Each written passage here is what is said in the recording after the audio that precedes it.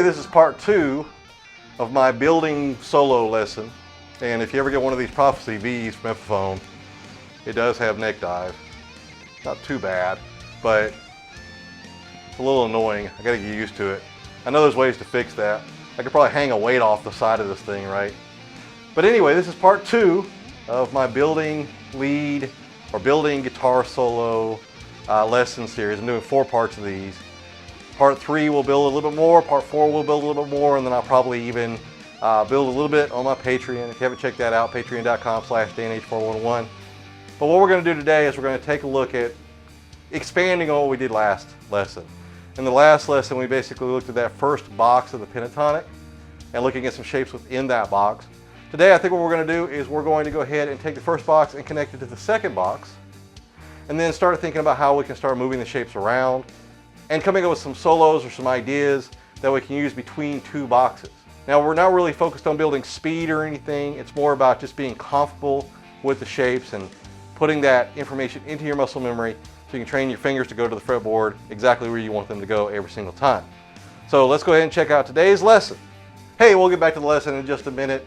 I just want to go ahead and take just a second or 2 or 3 or maybe 5 minutes, I don't know, to tell you about my free course that I got out there, 7 days to unlocking the fretboard, learning the circular shapes of the fretboard, how the shapes themselves connect together like puzzle pieces, and how you can train your fingers to go wherever you want to on the fretboard and move your fingers all over the place and play solos all over the place. You can get this 7-day course at tinyurl.com/DanH411. You can either click there or there or there or there or there, wherever. Maybe I'll stick on my belly and you click right there. But either way, however you click, go get that 7-day course. You sign up for my mailing list and I send you bonuses and promotions and things like that. You can of course unsubscribe at any time, but you get access to the course, and of course you'll always have access to the course even if you unsubscribe. So it's a win-win for everybody.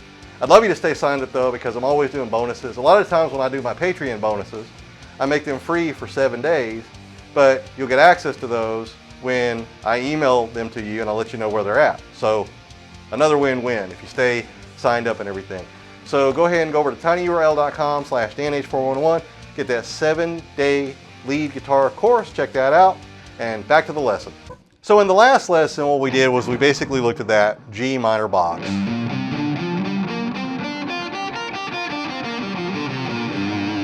And I showed you 3 basic licks you could do over that G minor box.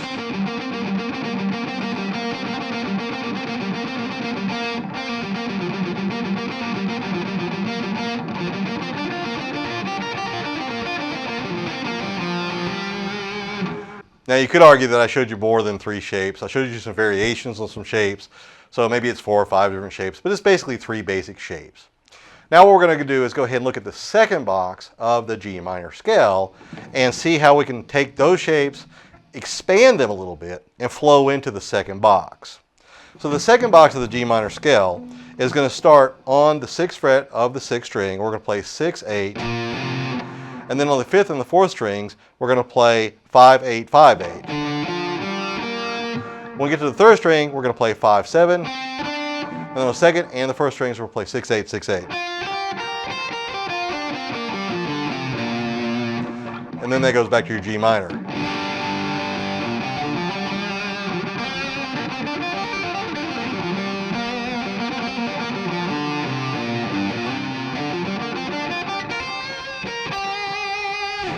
And of course I play G major, but it's technically G minor. So there you go. But it'll still work over G major. It'll just sound a little weird. But weird is okay. I don't want you to ever think that weird is not okay. Dissonance is okay as long as it fits within the song and it's how you want to express yourself. So going back to that first shape, let's go ahead and take that first lead that we learned and go ahead and extend that across 4 strings instead of just playing it on 2 strings. So we did this one. So let's go ahead and look at the first box, which is going to be, and then when we get to the 2nd string, we're going to play the 3, 6, 3, 6. So let's go ahead and play on the 2nd string the 6 to the 3, and then land on the 5th fret of the 3rd string. Come back to the 2nd string, play that 3rd fret, and then go back to the 6th fret on the 2nd string. back to the 3rd fret, back to the 3rd string, 5th fret. Notice I'm using my pinky. If you don't use your pinky, you can use your ring finger.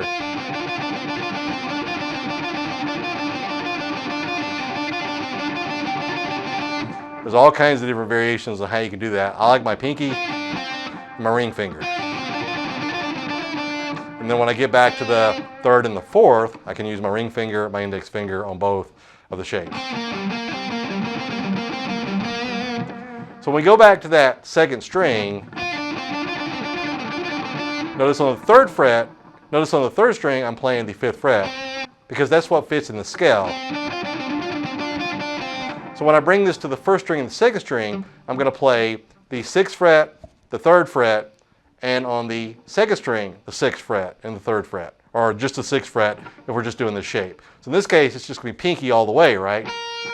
From the 6th fret to the 3rd fret on the 1st string, to the 6th fret on the 2nd string, and then back to the 3rd fret on the 1st string, back to the 6th fret on the 1st string. Or we're going to do legato or hammer-ons and pull-offs. Something like that. So we're going to go ahead and play all of those shapes.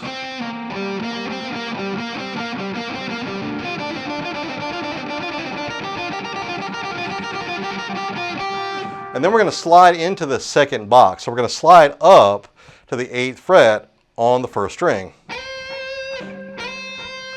And we're going to do that either with our pinky or our ring finger. Ring finger is probably stronger for vibrato.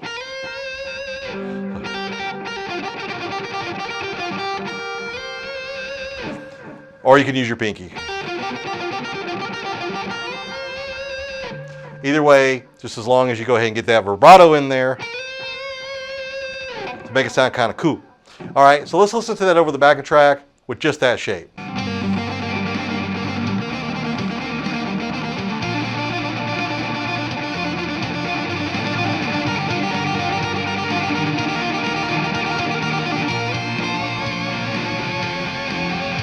So hopefully you were able to notice that I used a couple different variations. I used the single variation and then the double hammer-on pull-off variation.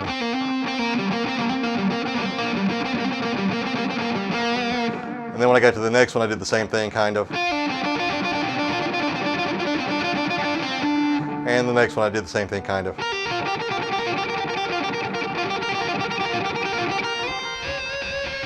So there's no rhyme or reason to why I'm doing it the way that I'm doing it. I'm just expressing myself. And you can, of course, come up with any kind of pattern. Well, on this one, I just want to do the single one. And on this one, I want to do 2 doubles, and then 1 single, and then 3 doubles, and then 5 singles. However you want to do it, whatever fits within the song, just express yourself the way that you want to express yourself. Okay, now that we're in the next box, we're going to go ahead and do that lick that we learned in the first pattern. But we're going to take it back across the shape. So we're going to go ahead and come into the second box like this. And then we're going to go. Now we're only going to go back across 3 strings. You could take this across the entire shape all the way backwards and then come all the way forwards. But we're just going to do 3 strings today because I don't want to overwhelm you, okay? So we're going to go ahead and play on the first string at the 8th and the 6th. Go back to the second string, play on the 8th, and then come back to the first string on the 6th. And then go back to the second string and play 8, 6. That's your pattern. And we're going to do that across 3 strings. So we got. Now we're going to do it across the second and the third string. So we're going to play 8, 6 on the second string. When we get to the third string, we're going to play 7. Come back to the second string and play 6. Go back to the third string and play 7, then 5. Okay, so we got this.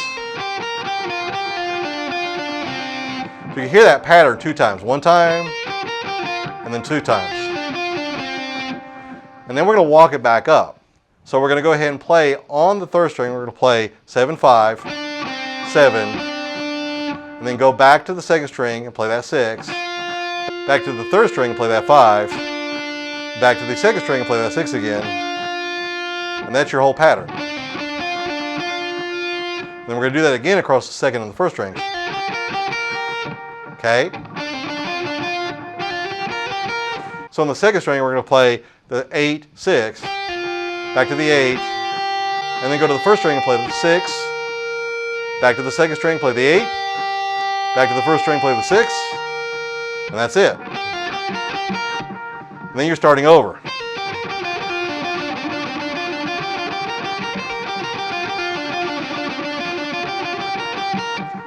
And it's 4 patterns, right? 2 of them repeat. So it's 1, 2, 3, 4. And then back to 1, 2, 3, 4, 1. And that's basically your patterns, okay? So let's see how that sounds with the backing track.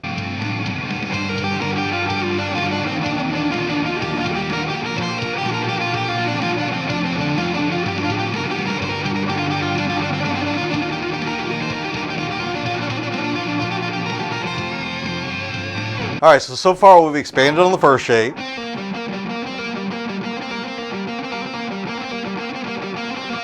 By adding the second and the first strings in.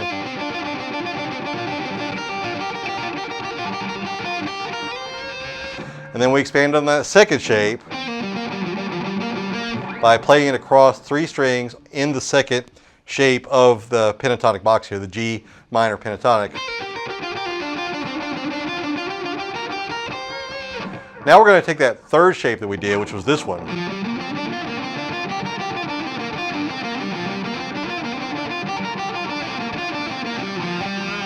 And if you don't remember these shapes, these are the ones that I taught in the first lesson. Remember, this is the second part of this lesson. So we're going to take that shape right there, and we're going to apply it to the second box, and we're going to play it from the 6th string to the 1st string to kind of give us an ending to this lead. And I'm going to show you how to do that, but let me show you what it looks like first.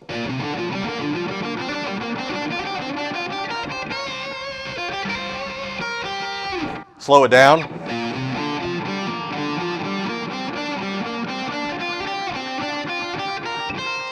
And of course we could go back to the 2nd string and do that run again. So what we're doing there is the same thing we did here. Same thing, but instead of doing it across 4 strings, we're going to play it across 6 strings. So I'm going to go ahead and start on the 6th fret of the 6th string and play 6-8, and then go to the 5th string and play 5-8, and the 4th string and play 5-8. And then I'm going to come back to the 5th string, play 5-8, 4th string 5-8, 3rd string 5-7. Then come back to the 4th string, play 5-8, 3rd string 5-7, 2nd string 6-8, 3rd string 5-7, 2nd string 6-8, and then 1st string 6-8. So again, you have this.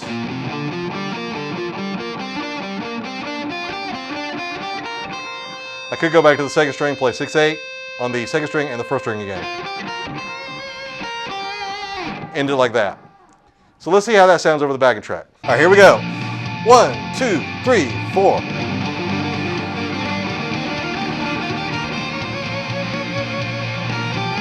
Slow it down.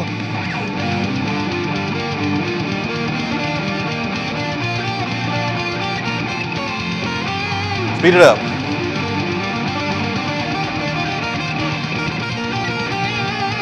My backing track is getting a little rambunctious there.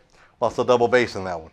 But let's go ahead and look at all 3 shapes again and see how we can apply them together, and then we'll look at that over the backing track. And I think that'll be it for today. I don't want to overwhelm you. So we're just taking those 3 shapes that we learned in the first lesson and expanding them. And we'll do that in the next lesson too. Remember, there'll be 2 more parts to this, and I'll probably even extend it to my Patreon to give you some more information so you can go ahead and play with this even more. Once again, thank you for checking out the lessons that I have on here every single week. And don't forget to go on over to tinyurl.com/danh411 and get my free 7-day guitar course that'll help you just learn how to pick up the guitar and go, right? Pick it up, play with ease and confidence by training your muscle memory and training your fingers to go where you want them to go on the fretboard every single time, so that you can go ahead and, like I said, just pick up the guitar and go and solo intuitively and play guitar leads over any song in any key anytime you want to. Even if it's 4 o'clock in the morning and you don't mind waking the neighbors. So again, that course, 7-day lead guitar course from Dan H 411 Guitar Lessons is at tinyurl.com/DanH411. So let's go ahead and take that first shape, which is this one.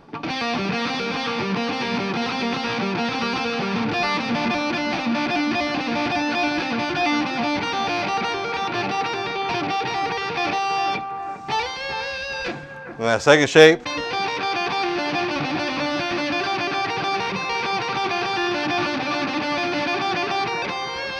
And then this one.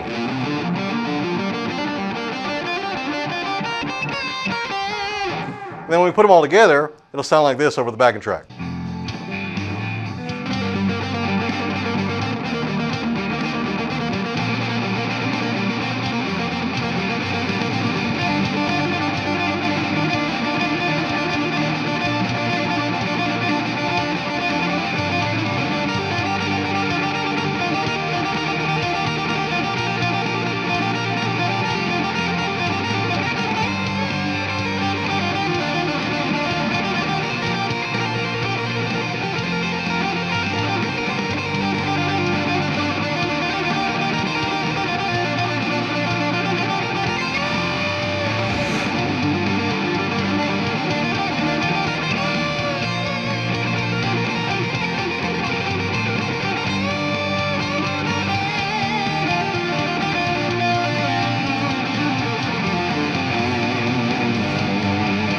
So as you can see, you got all kinds of cool stuff in there.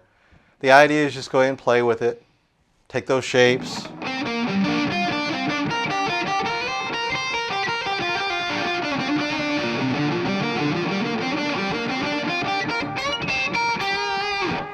Put them all into your muscle memory, train your fingers to go where you want them to go, and then just be able to pick up the guitar and play. Now, this is in G minor. If you got a backing track that's in A minor, you can move that whole shape to the next dot on your fretboard, right, which is your 5th fret, which will make it A minor. Move it up to the next dot, it becomes B minor, and so on and so forth.